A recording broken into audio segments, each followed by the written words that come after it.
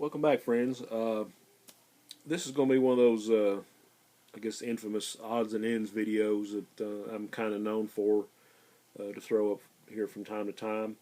Got some comics, got some black and white magazines, got some treasuries, got some fanzines, got some black and white sci-fi stuff.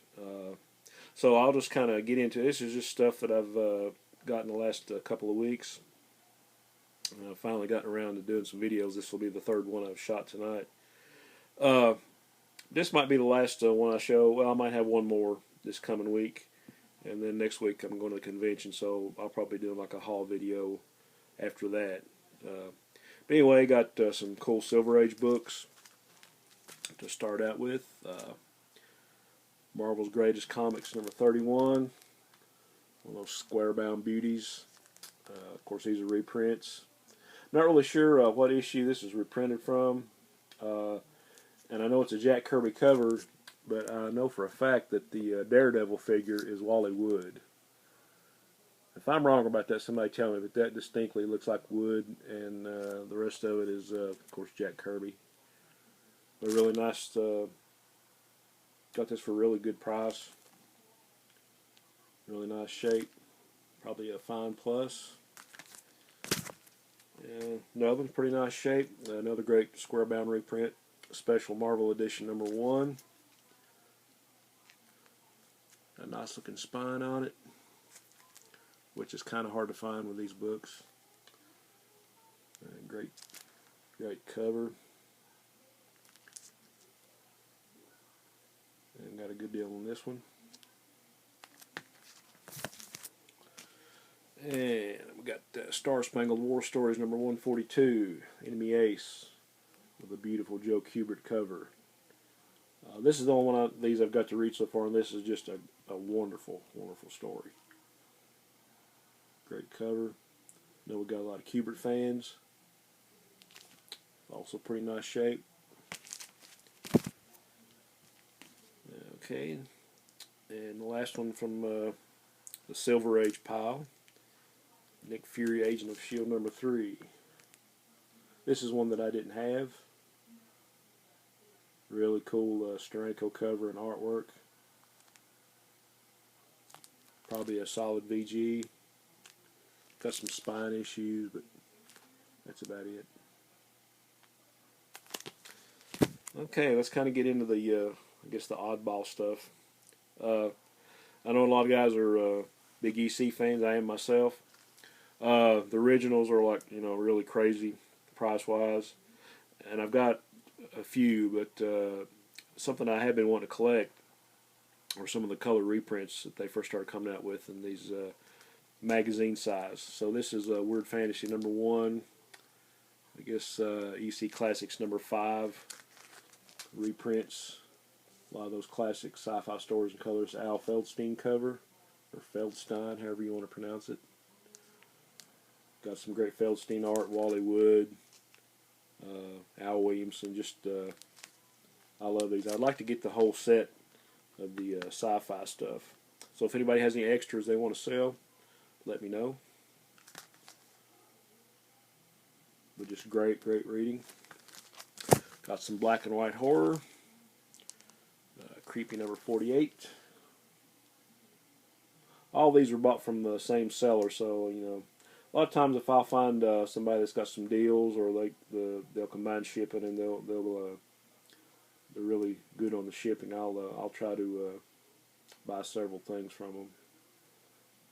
But this has got some Wally Wood art. Reed Crandall showing some earlier creepy covers. Really nice book. Cool little date stamp on the front. Another one with a date stamp. I think this is Savage Tales number 2, if I'm not mistaken. Great Buscema cover. Barry Windsor Smith art. I think this has got the Red Nails saga. Conan. Got some Frank Bruner art. I think it's actually got maybe a Bernie Wrightson pin up in here too. Or like maybe some kind of frontispiece. But just a really cool book. I think this is number 2. a lot of times they didn't put the number on outside. They just show the month. So, and got a couple oddball things here. I'd seen this cover. I was on a comic website, and I had never seen this color before. And since I'm a big Mike Grell fan, you know, and anything I haven't seen, you know, I like to try to pick it up. And two, he's going to be at the convention next week, so it's something I'll probably take to get signed. But I'd never seen this, and I think this is like a one-shot. And they actually had 2 copies, so I got both of them. This is from 1977. This is published by Tom Siaka Publications, or Siacha, or whatever. I can't pronounce the guy's name. But it's some black and white sci-fi. I got some articles in here. Some of this stuff, for you that are under 18, I think there's a little bit of nudity in here, so if your parents are watching or whatever, you know, turn away now or make sure you got permission to watch this. But this is Astro Comics #1.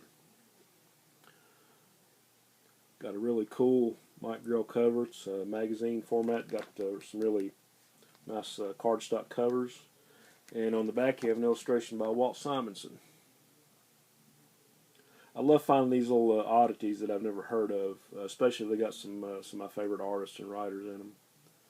But this has got some really cool black and white art. I think this piece is by Garcia Lopez, a character named Astron. Some Rich Buckler art in here. Tex Blaisdell, the Tom Siaka guy, or however you pronounce his name. I think a lot of this is his artwork. But some really nice sci-fi stuff. I think there's a story with some Rich Buckler art. Well, I think Buckler did some inks. You got some reviews on stuff that was going on at the time. Star Wars.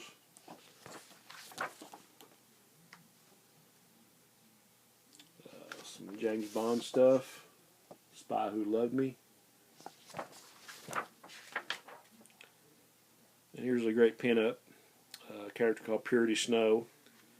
This is for the 18 and over crowd. This is by John Workman. Just a really cool illustration.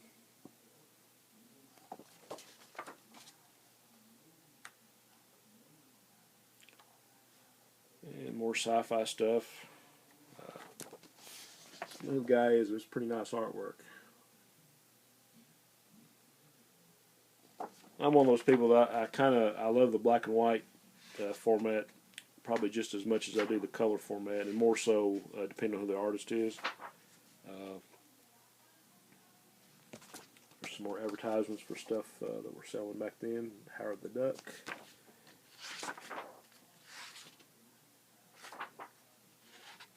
Okay, here's a Rich Buckler pinup.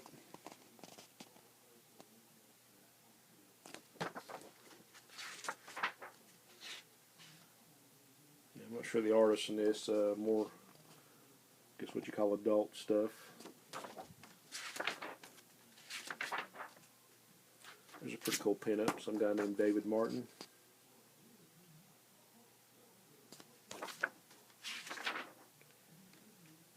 And here's a couple pieces by Dave Gibbons and Bernie Wrightson, advertising I guess a showing at an art gallery. So here's some Dave Gibbons. Probably mostly known for his work on The Watchmen. And then you have a Bernie Wrightson page.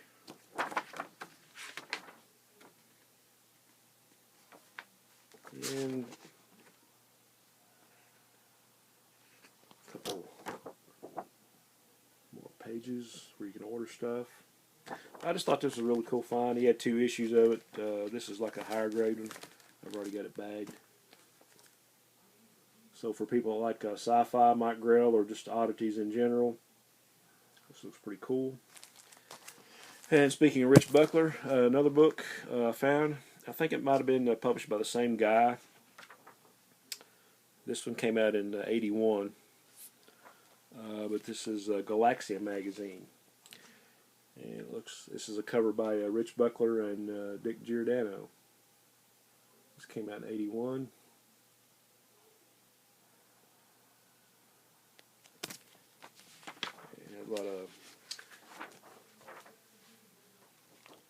Bernie Wrightson Frankenstein piece. Very cool. I think Rich Buckler was the editorial director on this. Sam De La Rosa worked for him. Mark Teixeira. And Angelica Buckler, I guess maybe was his wife or wife at the time. I'm not sure. Some guy named Emmanuel Cologne. And Rich Buckler did the script. He had Mark Teixeira and Butch Geist on the art. More great black and white sci-fi stuff.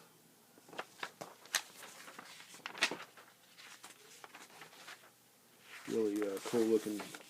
A lot of what I would call dense artwork. A lot of stuff going on.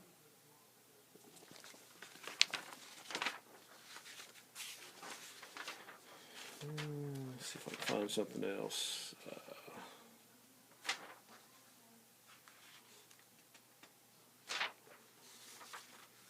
More cool Rich Buckler artwork.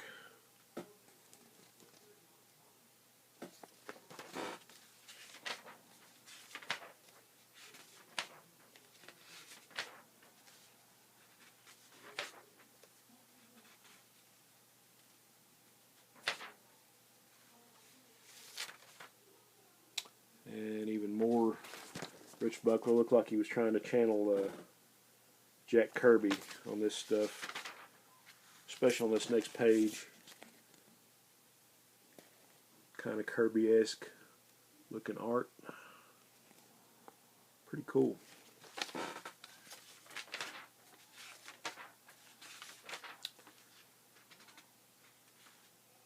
Okay, you got some advertisements for some cool books in the early 80s.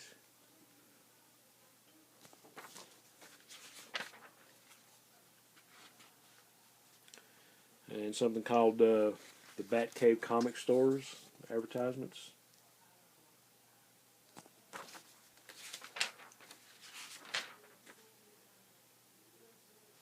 And have really, I know ETA Nick, he's a big Rudy Nebres fan. And here's a very cool pin-up in the back by Nebres.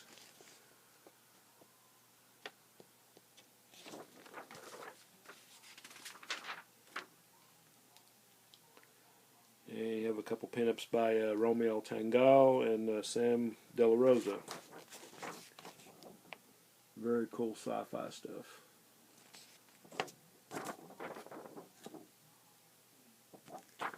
Okay, Galaxia magazine, #1, and I'm pretty sure it was a one-shot, just like the other one. So, for anybody that's interested, I got 2 or 3 more things. Got a couple treasuries.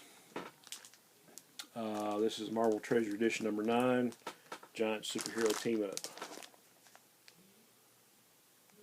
This has got some great reprints.